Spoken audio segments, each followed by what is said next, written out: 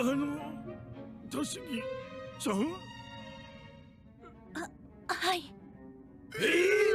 やっぱたしぎちゃんなの？入れ替わっちまったのか？どういうこと？なんでこんなことに？心臓なくて平気なのか？たしぎちゃん。不思議と。大佐ちゃん、接しづらい。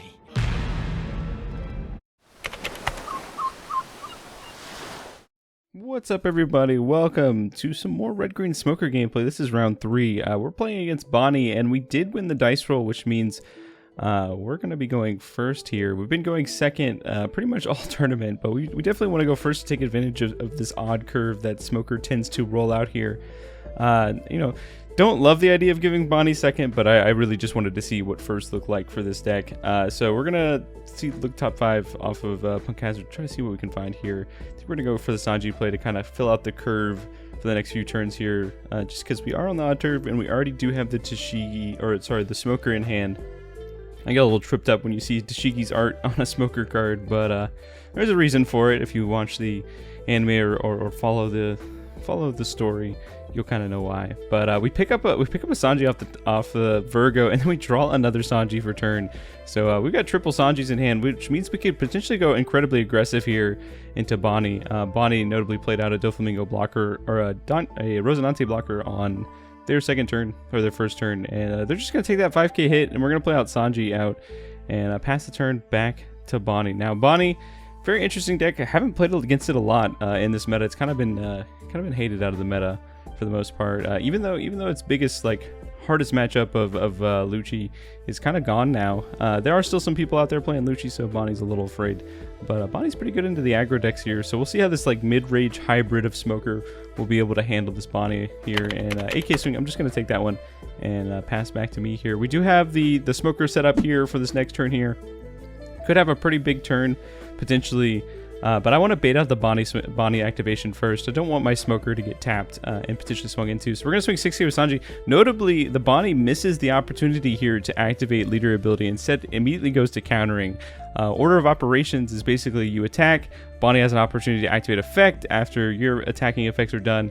And then if they don't, they just go to counter. So if a Bonney counters before activating, that's actually the wrong order.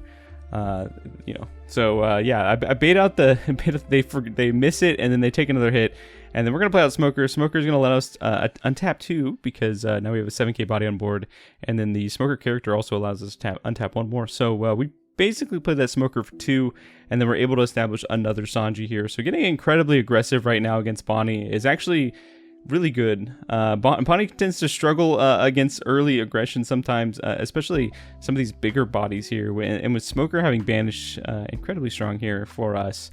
But now that Bonney's already missed leader ability once, they're likely not going to miss leader ability again for the rest of this game. So it's something that I have to be cognizant of as we push in the next few turns. Definitely going to have to be swinging with my biggest things first. So likely that Smoker's always going to go first, and then we'll see what the Bonney player decides to tap. They're going to set 5 down aside here. Likely could be playing... honestly, it's been so long since I've played against Bonney, I don't even know what they're running anymore. This is probably just it could be a Cavendish turn. Could also be, I guess, the 5-cost Bonney if they run that still. I have no idea. We're going to get to see the Cavendish, so the probably one of the best cards that this deck could have on curve right now. Allows them to immediately untap 2, so that Cavendish, basically a 3-drop, and then is going to ensure in the next few turns that he's always going to have 1 Dawn up. So we're going to see a 6k, a 5k to a 4k.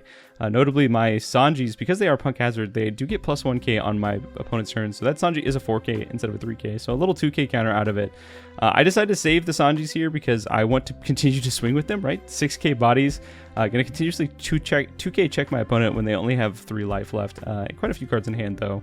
And we end up pulling up the Beckman. I think this was the draw for turn. So we found the exact answer we needed to the Cavendish here, and yeah, we're gonna trash the Beckman. I point to the Rosinantes there because trashing gets around Rosinante's effect, right? Rosinante's only if it'd be KO'd by an effect. So we swing 7k, it's gonna get a block.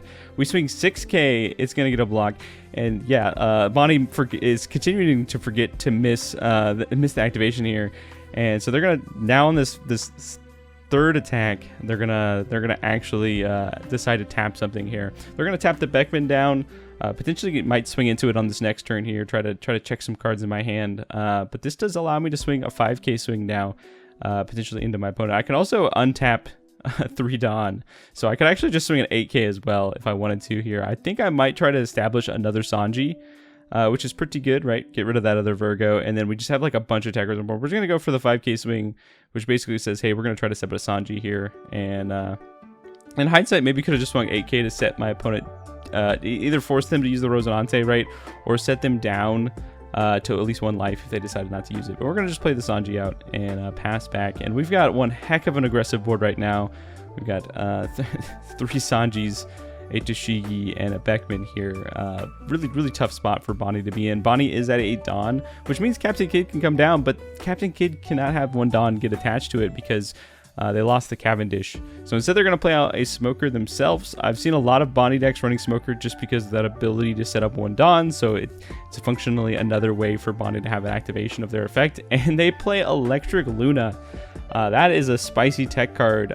Basically what Electric Luna does is it stops all of my 7 cost or less characters that are rested from untapping on this next turn. So none of them are going to ready up here. Opponent's going to swing 5k into lead. I'm just going to counter out of it with a 1k. Honestly, in hindsight, this is a slight misplay for me. I should have not countered out with the Virgo. I should have used one of my Rosinantes instead, because we would just pick up another Rosinante, and we're kind of running out of gas here. That Virgo could have potentially found us a little more substance to work with instead of what we're working with right now. And I don't really want to replace my board, but that Electric Luna really shuts me down. So we're just gonna go for some heavy swings right now. We're gonna go for a 9k. Just gonna use leader effect to tap down my Smoker leader, and then this is a 9k swing that's gonna just get blocked by the Rosinante. I think what we're gonna do is just replace a Sanji to establish another Smoker here to hope to continue to build up something here. Now notably, when you play a character to replace a character, it does not use activate on KO effect, so I don't get to draw a card off of the Sanji with that there because it's considered trashing. Alright, so we set up a bit of Dawn, but we don't have a lot to do with it. The strength of Electrical Luna just absolutely freezing me for the turn. It's a better Doflamingo against aggro decks, the 10-drop Doflamingo. And now we're going up to turn 10. This could be potentially the turn they slam down the Captain Kidd. If they do that, I'm going to be in a little bit of a rough spot here, just because I'm going to have to commit quite a few resources to try to kill it, and I think they have quite a few cards in hand as well. So we'll see what they end up deciding to do here, and they'll always be able to have 1 Dawn up at the end of turn with Smoker's effect to allow them to just easily just stand up Dawn and tap one of my things. Opponent's swinging 5k right now. I'm deciding whether I want to take it or not. We're just going to use a 1k counter, and now opponent's going to go 7k, potentially 7k into lead. Yeah, this is going to be a 7k attack in the lead. Now, you're starting to wonder, why are they completely ignoring my board? Well, I think, if anything, this is telegraphing a potential second Electric Luna coming out, and that would be absolutely devastating for me right now.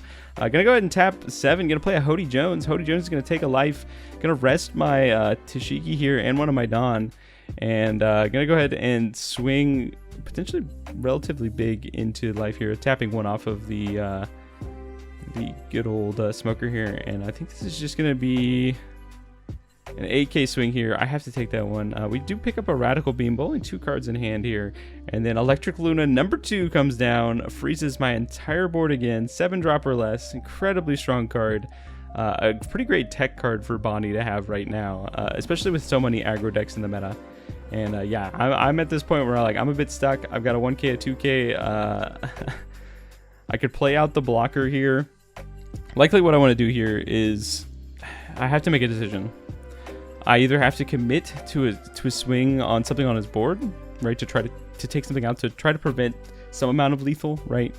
But I make a little bit of a mistake here. Mistake number 1, I didn't grab my extra Dawn. I should be at 10 Dawn right now. That's mistake number 1, but I'll notice it in a moment here. But we're gonna swing 11 into Toshigi here, and I think I said 12. I'm swinging 12. I miscounted my Dawn. There's the extra Dawn. All right, we're swinging 12 into Toshigi. I think this was a mistake, and here's the reason. My opponent showed me a Hody Jones. So if I save that 3 Dawn to play out the Rosinante. Honestly, I don't know what I'm doing. I don't know what I'm doing here. This is just like a little bit of a fumble of a turn. I play the Rosinante and then I don't activate leader ability to set up my Tudon. I don't know why I didn't do that, right? Because that plays around Hody, a potential Hody attack here. And my opponent immediately sets down, or so my opponent immediately attempts to, I think, attacks with Hody, and then is like, never mind, can I take that back? I was like, sure, that's fine. You can take it back.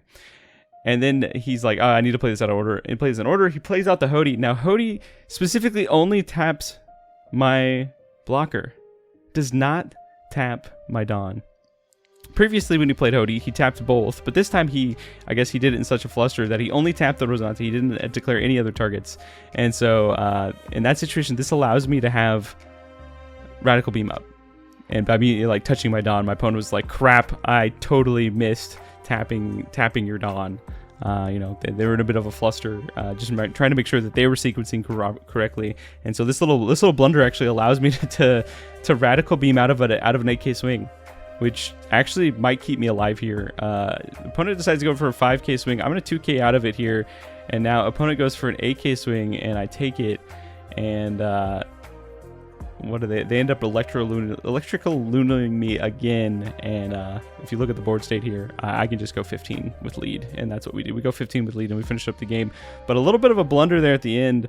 I ended up picking a 1K off of life, so if my opponent decided to just swing 8-8, I would have died there. But they wanted to go for the safer play, right? Ensure, like, you know, potentially if I had a 2K in hand and 2K out of life, I could have gotten out of everything, right? And we would have been in the same situation we're in now. So playing the Electrical Luna kind of gives them a little bit of safety. But again, I had lethal with just my leader. Very, very, very interesting game. Electrical Luna 3 times is backbreaking. If you enjoy this type of content, definitely subscribe. We'll be releasing more content like this in the future. And we'll see you next time.